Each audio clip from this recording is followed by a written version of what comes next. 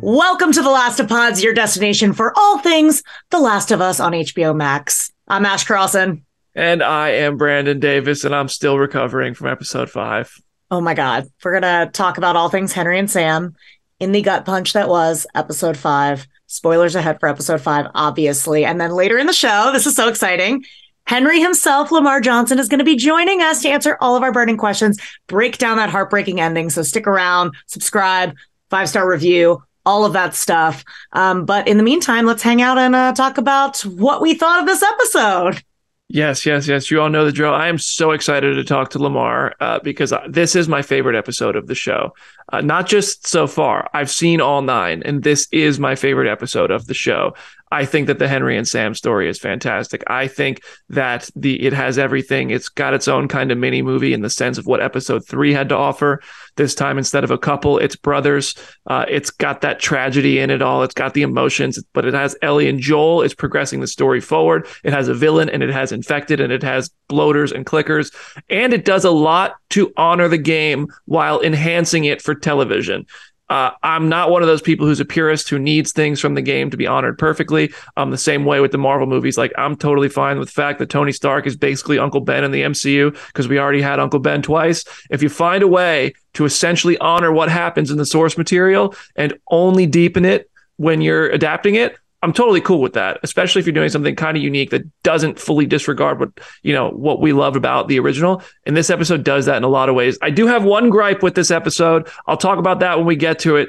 But overall, this is hands down my favorite episode of the series. I love it, start to finish, and I can't wait to hear. What do you think of it? Yeah, I haven't seen all 9 like you have. And also, by the way, if you're watching this, I just need to point this out. Yes, I look like I'm infected. I popped a blood vessel in my eye, and I just feel like, let's get out of the way. Let's point it out. But anyway, yes. I actually am the one who requested this episode to be over Zoom. I took one look at Ash's eye, and I said, I am not risking this Last of Us infection. Looks kind of crazy, doesn't it? Okay. But yeah, I've not seen all 9. I've seen up to 5. And I think I agree with you that this is my favorite episode thus far because it's like, not to be like Stefan, but it's like, it has everything. It has the bloaters, the clickers, the politics, the drama, the love, the bonding. Like it really did have a little bit of everything. And then we'll get into this, but the bloater just ripping off Perry's head was my favorite moment of the episode. That was so violent. Well, when we first got these episodes, you didn't get this episode until now. I saw this episode about a month ago when it was very unfinished. And I've just realized that from this point on is you're seeing the episodes for the first time. And I forgot that this is new territory for us. But that was so unfinished, and the bloater and a lot of the clickers and the infected were very early CGI, and it just looked kind of silly. And now seeing the finished version, which I watched before we recorded this, when they ripped off Harry's head, I was like, oh, that man is dead. They just killed Tommy from the game. They did. So we were talking about, like, there's deviations from the game. Obviously, I think the Henry and Sam story at its core is the same, but there is this new character, Kathleen, that we met last week. And we kind of get more of like, this is the thing that I like about The Last of Us. It's like everybody has a motive that is, I think, understandable. I don't think that I will ever not root for Joel and Ellie. However, you kind of get more into like why Kathleen is the way that she is. Mm-hmm. Which is a problem for me. Why? That's my problem with this episode. Let's dig into this. Okay. I like Melanie Lynskey. I think her performance is great. I think she's great in Yellow Jackets too. But this feels like the flimsiest storyline in The Last of Us so far, because I don't understand what Kathleen did to become the leader of this group in the first place. I know her brother played a part in it. According to Jeffrey Pierce's Harry, her brother didn't actually do anything and she did everything and they're with her. But to become a leader in this group that is powerful enough to overthrow Fedra. We've seen Fedra in action in Boston. We've seen how in control they can be. I assume it's like that in most places. So the Kansas City Fedra has been toppled. They've been overthrown by people who were tired of being oppressed by them and treated awfully by them, as Henry laid out, which it makes sense. They grew, they overthrew them. I understand the root of that. But Kathleen's their leader. To be the leader of that, you still, like, just because you overthrow a bad government doesn't mean you're a reckless, person who's acting out. And the fact that Kathleen is so willing to risk everything, and Harry is so sensibly like, well, it's the middle of the night. People are tired. This is very dangerous. We're risking everything for your personal revenge mission for one person who might not even be in the town anymore. And we're putting everybody at risk and everything we just fought for at risk. And Kathleen's like, I don't care, do it. And then they end up losing because of her actions. Yeah. There's a way that it works because it pays off in the fact that the tension when Henry, Sam, and Ellie are hiding behind the car and Kathleen is approaching them is so real, because I know Kathleen is so vicious and so unrelenting on her mission and so careless about human life if it's not somebody who is supporting her in the cause with her group, that I did think, oh my gosh, wow, they might change the outcome of the video game here and actually just kill Henry right here on the spot. This felt like it was going to happen. Yeah. But then, of course, the clickers and the bloaters came out and created the best action sequence in the show so far. But the character of Kathleen, to me, felt too reckless to have earned that position. And the mission, I just couldn't believe the mission, that everyone around it so almost blindly followed it. Maybe I needed a little bit more backstory on why they all trusted Kathleen so much. Yeah, I see what you're saying. Because, I mean, obviously her hyperfixation on getting Henry was her downfall because she lied about, or kept the whole, there's a bunch of infected under these concrete about to pop up out at any second. Ash, you put this in our notes, and I thought about it, and I was like, wow, that's a really good point, because in the game, there's a sequence where you're just walking, and it's not a cutscene. It's just while you're playing, they have a conversation about, how everybody knows each other, how they're related, and they just, I'm pretty sure what Joel and Ellie say is just something like, we're not related, or something like that. But in the game, it's a very firm, from both of them, quick statement that they spit out that he's not her dad. And they're both seem very eager to say that.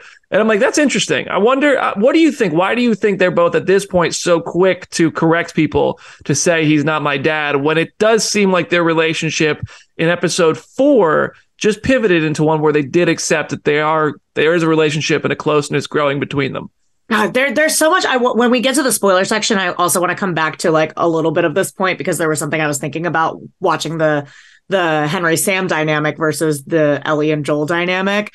But I just think that like none of them want to love anybody. Like they just want to survive and exist. And like, so when they're like, oh, like is that your bestie and that your dad? They're like, absolutely not.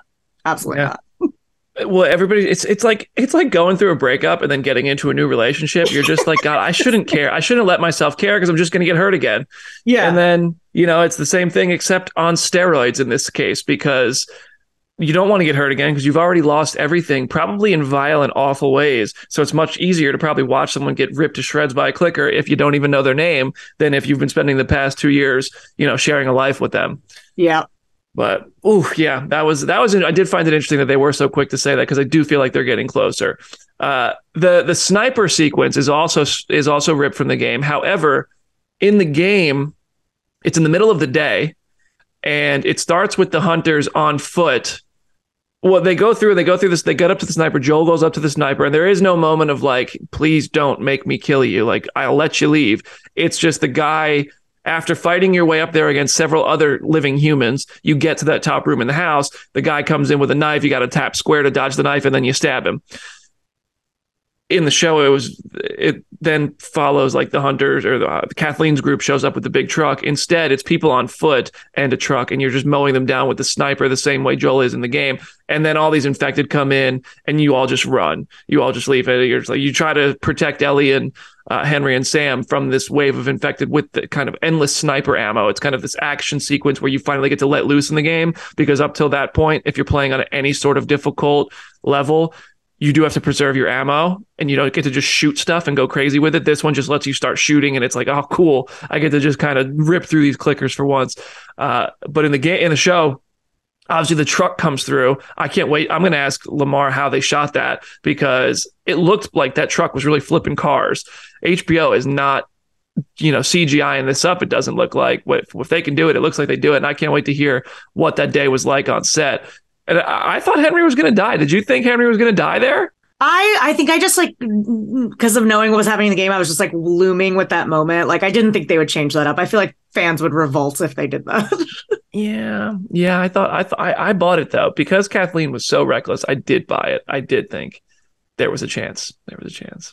God. Well, should we talk about the Sam Ellie dynamic? Because in the game, they're the same. They're around the same age. They're like 13 and 14 or something. And in this one, he's like so much younger that it makes everything so much worse, like grief wise for me personally. Like, I just want to protect him. He's so innocent, and just like Henry has clearly shielded him from everything in the world, and he gets infected. I know. And also like the fact that he writes on his pad and communicates with Ellie that way, and he speaks sign language. Like, all these things are making me want to protect this kid even more. And then he gets infected in the sequence with Ellie, that she tries to use her blood, like kind of hopelessly, but she's a kid, so maybe she thought it would work, hoping that her blood will cure him, and then ends up taking his little Like, I don't know what that pad was that can be reset. I used to have one of those. You would like lift it up and it would erase what you wrote. It's kind of like a magnet thing. The closest thing I've ever experienced in my life was like an Etch-a-Sketch. I've never seen one of those. It was like you could buy them at the dollar store. They were really cheap, and then you would just write, and then you would lift the page up, and it would disappear, and then you could write on it again. Well, for a dollar store item, that thing was durable because it made it into the apocalypse. And then she writes, "I'm sorry" on it because Ellie kind of seems to be carrying the weight of Sam's death on her. Yeah, and I really think that speaks to Ellie's mission. She wants so badly to help the world, to cure the world, which let's talk about that in the spoiler part of the show. Yeah. There's obviously stuff coming up that will involve that part of the story based on the game. Ellie just carries so much weight. The blood is my medicine moment was interesting to me because I was wondering, was she trying to more comfort Sam and be like, look, like nothing's going to happen. You're going to be good. Because he said one of his biggest fears was turning into a monster. Or did she prolong him turning overnight? Interesting to think about if that actually did have an effect. I hadn't thought of it that way. I did think maybe she's just, as the doctor explained to Henry earlier in the episode, so then we see everyone exhibit it towards Sam. Sam's going to be afraid if you show that you are afraid. So Joel then tells Ellie, I'm not going to get shot by this sniper. I'll be fine. Do you trust me? So he has to put on a brave face. Ellie puts on a brave face for Sam, like you just said. And I think it may have been that. I think, though, she deep down was hoping it would help him. Yeah, because when she wakes up, you see kind of this like, are you fine? Like she wasn't scared. It seemed like she maybe was hoping that he didn't turn. It's also interesting because in the game, Ellie doesn't know. Sam, it's like a moment that Sam has by himself where you see his bite, but he never tells Ellie. Yeah, well, I know doesn't he show the bite at some point? Because then the next morning, she's in there having breakfast with them, and she's just like, "Where's Sam?" And Lamar, I almost called him Lamar, Henry, is in there and says, "Well, he finally slept in. You can go in there and wake him up." And as soon as she opens the door, he's in there twitching. Yeah, and then he jumps out, and they fall out of the door. But I think I thought he revealed he pulled his leg up and showed it. But it definitely was a little bit different in the game. Yeah, I thought it was like a solo moment, but I don't know. Maybe she did know, but God, that whole ending sequence, and I will really dive into this when Lamar joins us in a minute, was just so heart-wrenching. Yeah, and that was, shoot the ground right in front of Joel, then shoot Sam, then shoot himself. Those are the 3 steps that happen in the game. They're the 3 steps that happen in the show. It's heartbreaking. It's terrifying. I think Joel is probably not even really going to be affected by this because I think he's been through so much. I think the only effect this could have on Joel is that he knows Ellie watched this happen. Yeah, and so we also know they don't really keep kids around, so Joel has seen a lot of kids die. Yeah. So I think to Joel, this is just a couple more deaths, but the impact it will actually have is that Ellie had to watch it. Ellie had to see this. He saw Ellie smiling, playing soccer with Sam, just like they did in the game, reading comics with Sam, just like they did in the game. Then all of a sudden they're gone, and he knows Ellie's carrying that weight. It's tough. Also, just to make it fun again for a second, the Savage Starlight comics, I love that moment because it is kind of a Easter egg from the game, because in the game there's like 14 comics and you can find them and they're hidden in places and you collect them all. But then when Ellie's talking to Sam, they talk about the different comics that each of them have. And she's like, oh, I have like 4, 5, 6, and 11 or whatever. So I just thought that was cool because I was like, oh, she's going to find them all. I would buy them. I would buy Savage Starlight comics just to read them, just to see what Ellie and Joel are reading. Yeah, I agree. All right. I think we should get to our interview. Ash, what do you think? Yeah, I think there's so much more to dive into with this ending sequence with Lamar. So let's just, let's get to it. We're going to take a quick 1-minute break. When we come back on the last of pods, we are going to be joined by Henry himself, Lamar Johnson. See you in a moment. Welcome back to the last of pods. This is the exciting part of the show. I know this is why you're here, everybody.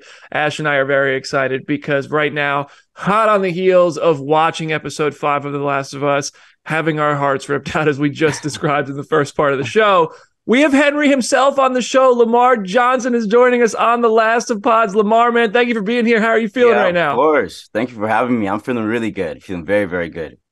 God, I don't even know. How do you describe these past, few weeks, 5 weeks? It's been pretty crazy. The reception has been amazing. And I'm truly watching this as a fan. I absolutely love the show. I was a fan of the game prior to even the show becoming a live action adaptation. So just to kind of watch everything in live action and see it come to life, it has been just such an incredible experience, and the fans have been amazing. Yeah, I couldn't have asked for anything better. You mentioned you were a fan of the game. So Yeah. what was that moment like where it was like, hey, we want you to play Henry? Well, actually, I got an audition. So it kind of came in from my agent, and I saw The Last of Us, HBO, and I saw Craig, and I saw Neil, and I was like, okay, all right, I know this is going to be something special. So, I auditioned for the role. And the turnaround was pretty quick. I think I sent in the tape Monday. I got the call Wednesday that I had got the job, and then by Saturday, I was on a plane to Calgary. So it was pretty quick. Um, so it was a sprint, but I'm really grateful for the challenge. Also, even having to learn ASL and sign language, that was something that I had to do. As soon as I learned that I got the job, I had to kind of learn, and everything happened very, very fast. But I enjoyed the challenge because on the other side of challenges is growth. So I'm just really grateful to have had the opportunity.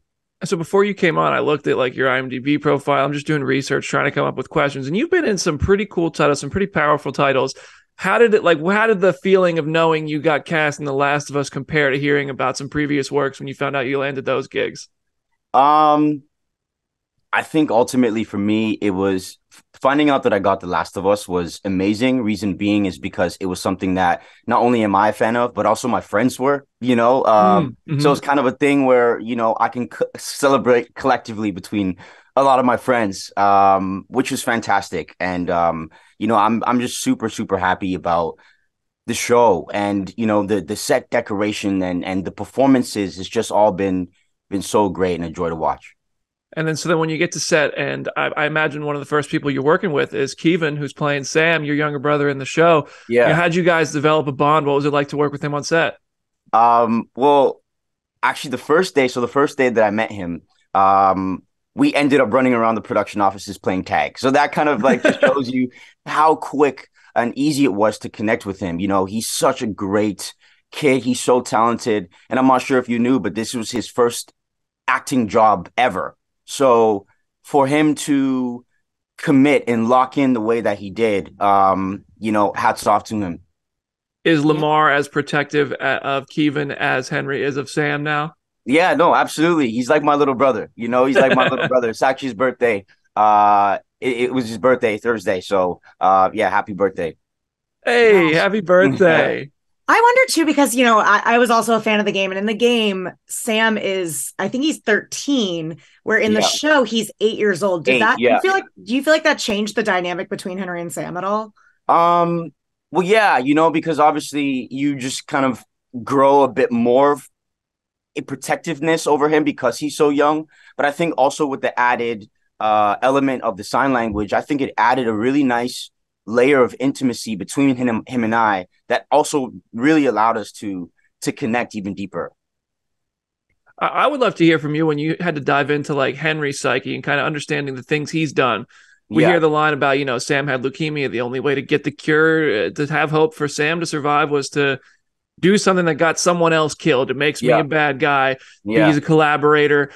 And I feel like in this world of The Last of Us, one thing this show just keeps doing is showing how kind of everybody who has survived has had to live in some sort of gray moral area. right. There's really no good guys or bad guys. There's protagonists of their own stories.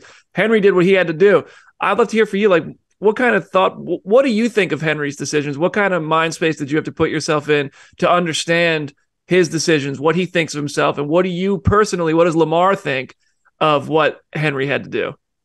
Um, well, it's tough, because the world that they live in is so harsh, right? And I mean, Sam is Henry's is purpose, that's kind of his will to live, it's kind of I'm calling back on episode 3 that Bill said to Frank, like you were my purpose, so that's what's kind of kept him kept him going. So it was kind of something similar with Henry and Sam. With Sam, he wanted to do anything in his power and everything in his power to keep him safe, especially, that he got sick with leukemia. And, it's a tough pill to swallow. And if he's able to get a cure for him,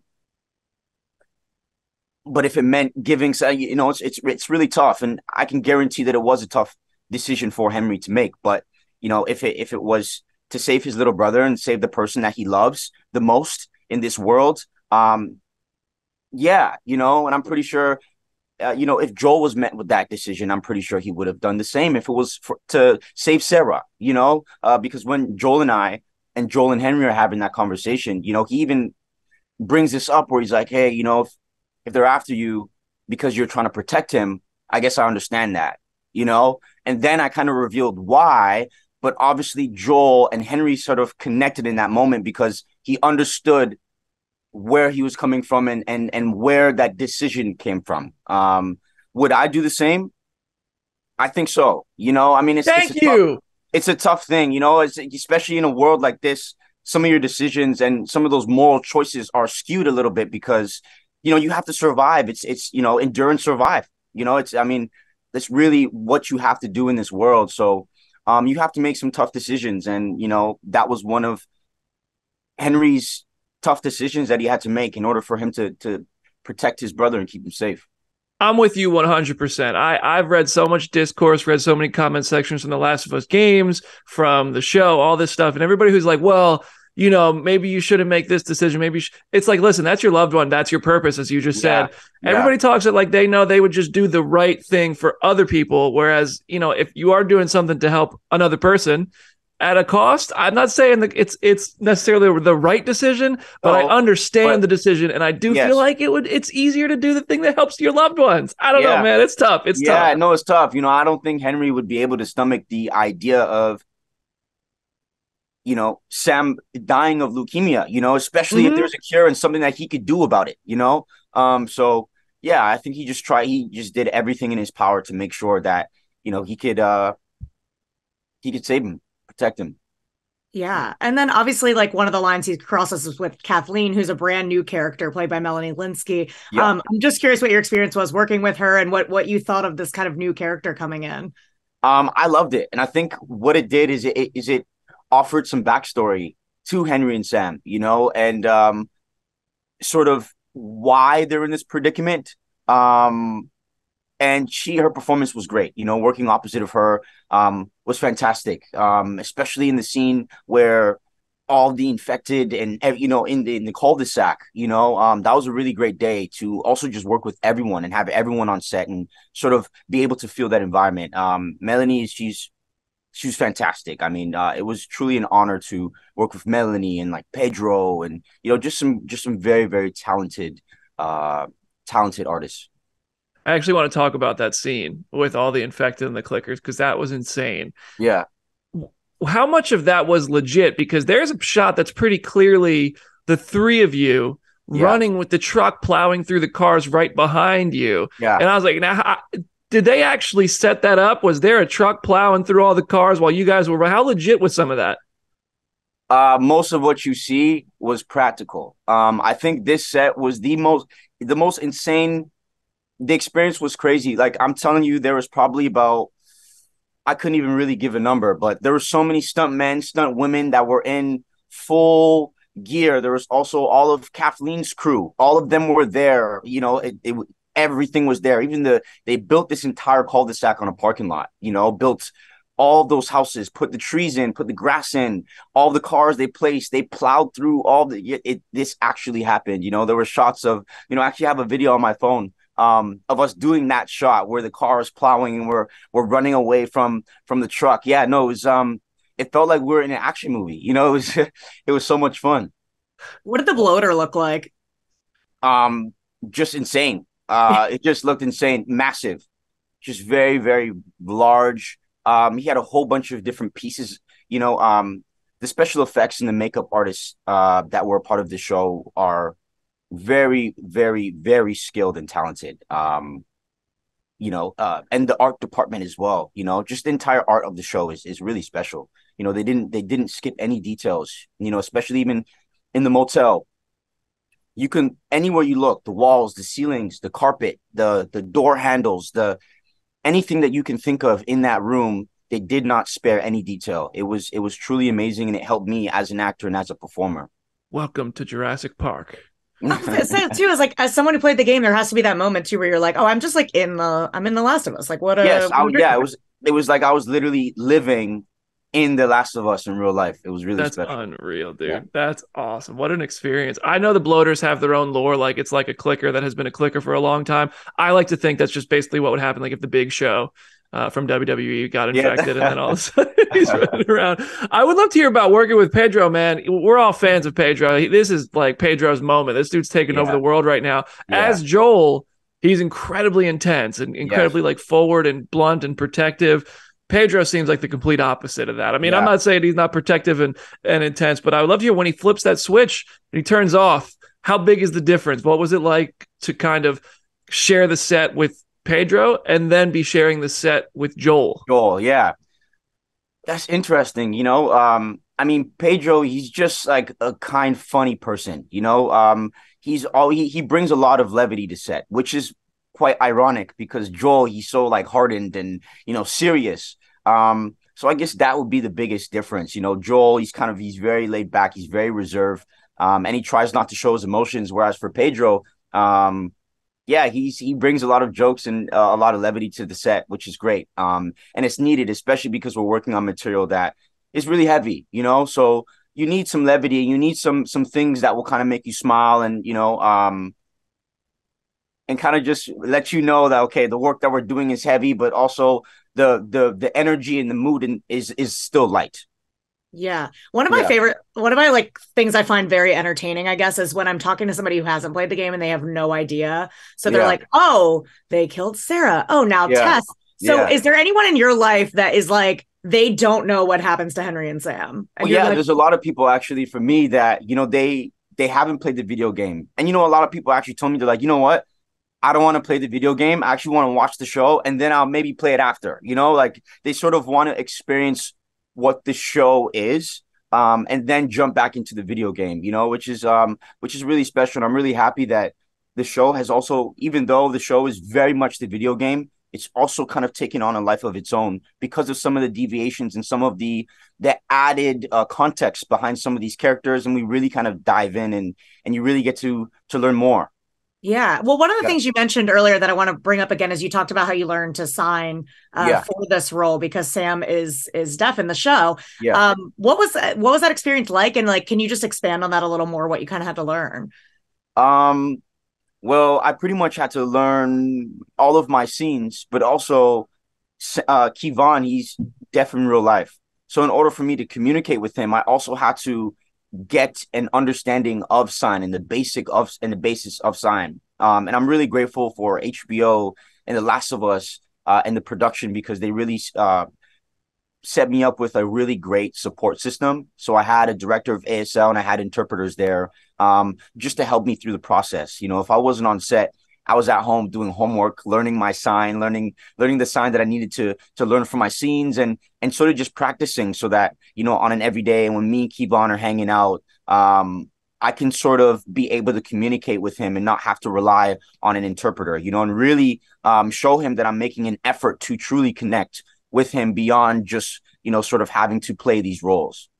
Yeah. So what was more difficult for you, learning sign language and delivering it in a accurate way to communicate in ASL, or dealing with the elements and the temperatures on set? Because I've heard from so many people how cold it got. It got really cold. It got very, very cold.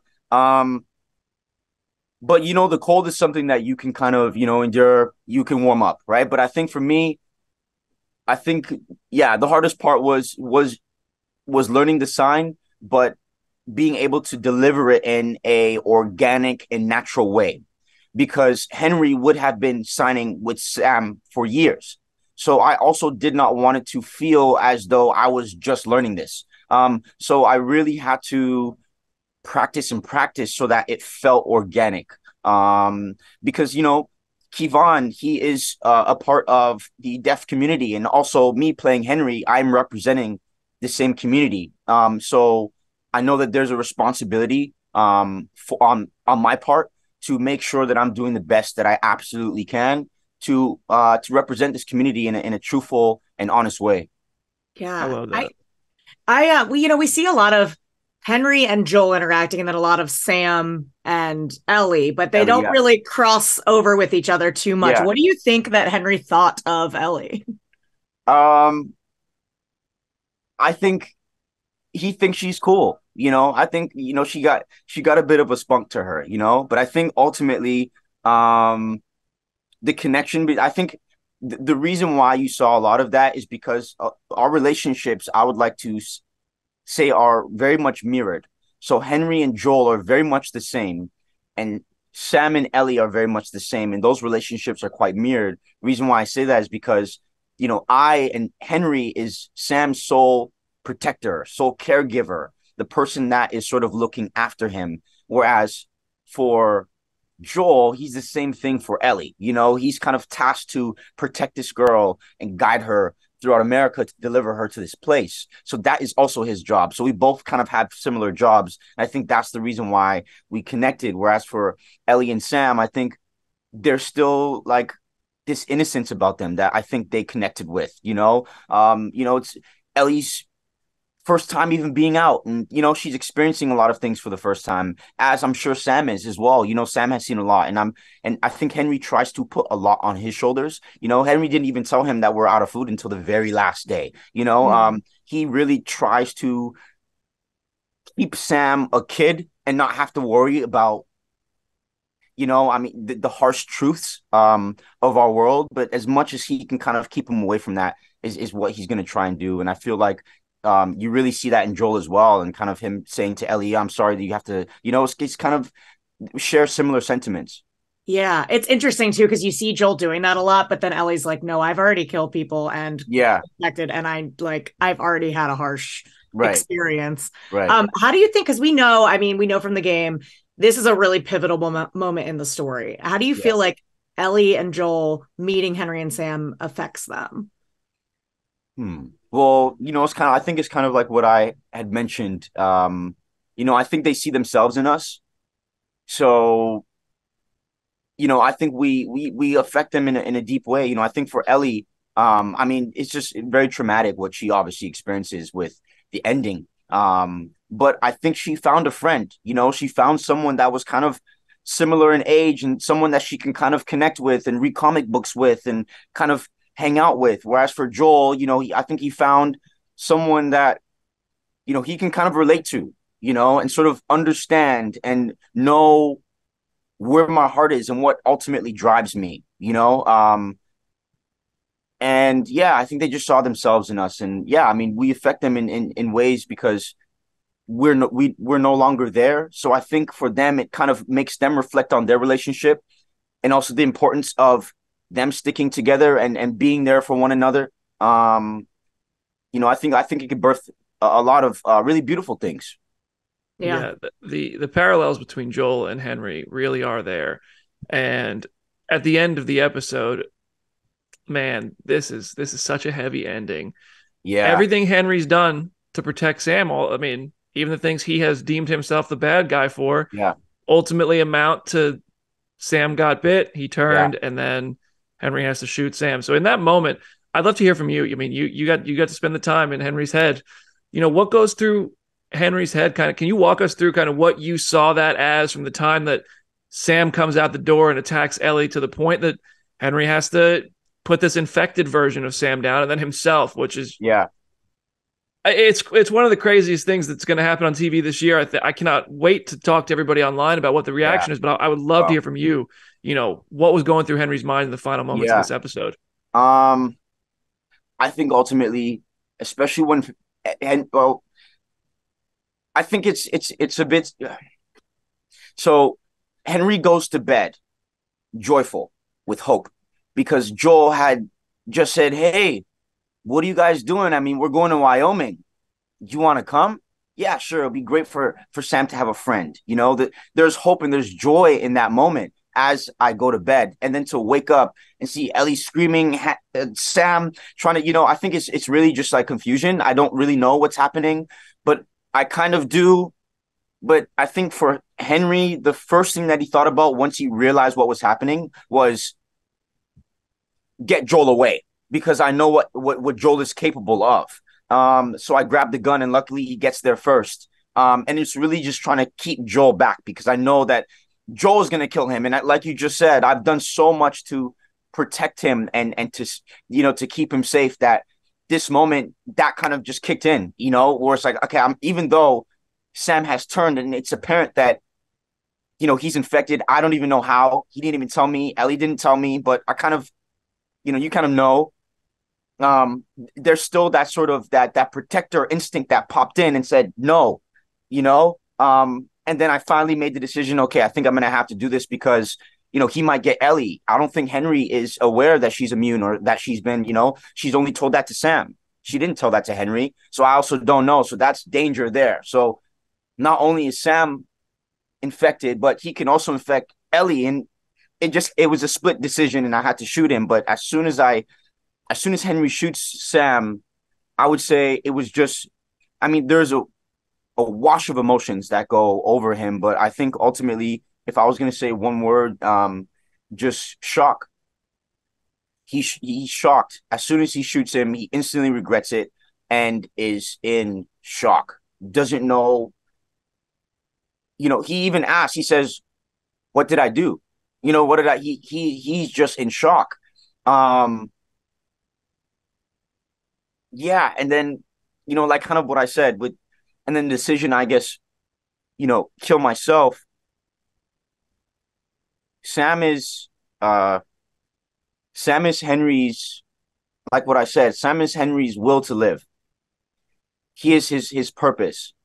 He would not be able to stomach living in this world, as harsh as it is, without Sam, especially after all of his efforts, especially, after all that they've both been through, losing both their parents and sort of just having one another. It was just a tough thing for Henry to have to stomach. He definitely would have been very depressed. He would have been, would have been on his mind. It would have eaten him away, would have eaten him alive. So for him, I like to believe that Henry is a God-fearing man, and he saw that Sam had passed, and he wanted to join his brother. Wow. I feel like it's such interesting insight too, and just like a decision that Joel will make down the line that we will get into later. Mm-hmm. Wow. God, and it's like also there's something interesting. It doesn't happen in the show, but it happens in the game where Henry's like, "You did this" or whatever. And I always interpreted it that he was blaming Joel and Ellie, but then I was reading an interview with Neil Druckmann where he's talking to himself. Yeah. Yeah. It's a very sad scene. It's we shot that for quite some time, a couple hours actually. It was a long time that we covered that scene, but I'm really grateful for the opportunity, really, and to be able to sort of step into that space and interpret it in my own way. I also didn't want to create a carbon copy from the game. I did want to honor his performance because it was beautiful and it affected me when I played the game. But I did want to sort of add my own self and my own instincts to that scene as well, and just allowed myself to just be present and react to the environment that was provided for me. They did such an amazing job with just providing everything, even seeing Kevon, and they had all the prosthetic. I visually saw everything, so all I had to do was just react to it and just be present in that moment. God, incredible performance. And this show keeps me in a perpetual state of grief. What is next for you after The Last of Us? What else are you working on? Well, I actually have a film called Brother coming out in theaters March 17th across Canada, and it will be coming out in theaters in the US sometime after. So I'm really excited about that. It is a passion project of mine because it is based and set in Scarborough, which is where I was born and raised here in Toronto. So I'm very, very grateful for that opportunity, and I'm excited for people to see it. That's awesome, man. Brother, after what happened between two brothers in this Yeah, episode, I know. I guess I'm I'm everyone's favorite brother, I guess. hey man, good for you. Now, I before we let you go, I do want to ask if you could geek out with us for a second, because I know there's comic books in this episode that Ellie and Sam are reading. Are you a geek at all? Gabriel Luna told us Star Wars is the franchise he really wants to join, that he loves, because Pedro's over there and he already has a character in mind. When movies or shows are coming out, is there anything you race to see and then you're like, man, be fun to be a part of that one? You know what I'll say? I really love the most recent Spider-Man with Tom Holland and all the other Spider-Mans who have played, and Tobey Maguire, Andrew Garfield. That was a really fun movie, and I would love to maybe even, play Miles Morales or something like that in that universe. I think that would be amazing. Dude, we're about to sound the horn for you if we can. Yeah, my dog is named Miles after Miles. That would be so much fun. That would be so much fun. Yeah, Ash has a dog that she brought out to my birthday lunch in a Miles Morales hoodie, and the dog's name is Miles. It's all. Oh, I love that. I love that. I love that. Lamar, it's an absolute pleasure to speak with you, dude. Great choice. I love Miles Morales. What a fantastic character. Amazing work as Henry, dude. This is my favorite episode of the entire series. Wow. And that's hugely in part due to your work, man. So thank you so much. I really appreciate it. Of course. And everybody, we'll be right back on The Last of Pods in just a minute. We're going to talk future spoilers based on the game. Nothing from the show, only from the game. So if you don't want to go into episode 6 and beyond knowing what's coming from the games, this is your pause point. This is join us next week. If you want to follow Lamar, go look him up on social media. He's got an Instagram. Are you on Twitter, Lamar? I am on Twitter. Yeah, Lamar Johnson with 2 N's at the end. Okay, all right. Yes. I saw you on Instagram. I haven't found you on Twitter yet. But everybody, I encourage you to go follow Lamar. Go check out Brother when you can in Canada when it comes to the U.S. And got 4 more episodes of The Last of Us to talk about. Lamar, hopefully we get to talk to you again, dude. Yes, absolutely. Welcome back to The Last of Pods, everybody. Lamar was so fantastic. That was... Honestly, we're getting better at interviewing, I think, as we go as a pair, but also our guests are just phenomenal. He was so cool. Honestly, hearing him walk through that ending almost made me as emotional, if not, maybe a little bit even more that I was watching the show. I agree. And by the way, so what we're about to get into the spoilery section of what happens based on the game, not the show. But if you don't want to know what's coming up in the game next, because obviously it's gut punch after gut punch after gut punch, just go away. This is your pause point. But one thing I did want to mention that we were talking to Lamar a little bit about, and I was like, I'll put a pin in this for a minute, is when he was talking about everything that was going through Henry's mind when he killed Sam and then turned the gun on himself, saying, this was my only reason to live. And without him, I don't want to be here anymore. And I feel like jumping way ahead to the end of the game, it's such good insight into what Joel is feeling and thinking through that whole hospital sequence where he's like, this is my only reason to be here. I have to make a very selfish choice. Yeah, so I'll finally just lay this out pretty clearly. If you haven't played the game and you somehow have dodged the spoilers, I'm about to lay out how the first game ends. So when we said this is a spoiler section, we weren't kidding. So that I feel like that was ample warning to pause the show if you don't want to hear this. But when the game ends, Ellie is taken into a hospital in Salt Lake City with the Fireflies, with doctors, very capable doctors, it seems. And Joel is knocked out because they're just kind of these two people. They're not sure who they are. So ultimately, when Joel wakes up, they have Ellie on an operating table, and Joel is informed that the only way to try to get a cure for this or a vaccine for this fungus, this virus, whatever, I don't know how, this outbreak, is to take it out of Ellie's brain, which means to kill Ellie. Joel says, hell no. He goes full John Wick on the whole hospital. He kills the doctors. He kills the nurses. He kills the guards. He kills everybody in sight, and then carries an unconscious Ellie out, and he lies to her and says there was nothing they could do. The hospital got raided. Everybody was killed. And she's just like, do you swear? He says, I swear. And that's literally the end of the game. So This episode really emphasizes how Ellie wants to be the cure, seemingly to the point that if you asked her, I think she might say, I would die to save the world. Granted, there was no guarantee she would save the world. There was a chance. And Joel takes that chance away because this girl who he has grown to love as an adopted daughter has kind of essentially become the closest thing to filling a void, which I think can never actually be filled for his daughter, Sarah, who he loses at the beginning of this story. He chooses to save her life. And he does that, I think, for both of them, but a lot for himself. Yeah. Because he can't lose this again. Very interesting that Henry experienced something right there. We saw the outcome of losing that. Yep. Right there in this episode. Yeah. Whew.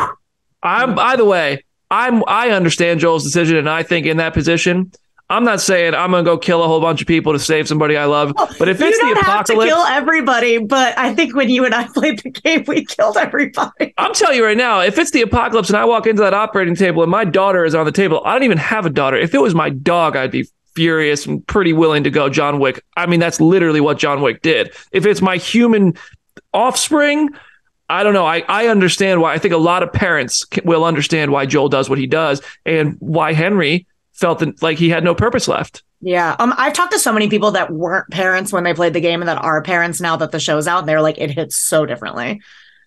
I am not. I believe that. My goodness. Yeah. What's next? We have, I think it's like a small time jump in the game. It's like, all of a sudden it's a new season. And then we are going to reunite with Tommy, I believe. Yeah. After Henry and Sam die, it just cuts to fall. It just says fall. And they're pretty much right outside of the facility where Tommy is holed up. Yeah. And they're not expecting to run into him there. There's a little bit more crossing dams and, Ellie on some, what are those things called? Those pallets where she can't swim. Yeah. And then you end up being greeted by Tommy at a big gate and he's engaged. They're trying to restore electricity for their camp, which is not far away from this facility where they're at, trying to mess with the electricity.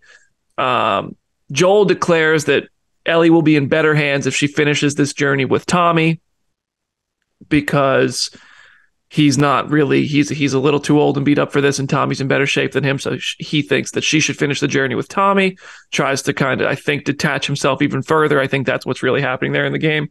And yeah, that's the immediate future. There's a bunch of raids on this kind of camp that Tommy lives at, like these outsiders trying to get in. They try to raid it and take what they have, and you end up participating in the defense from one of the raids.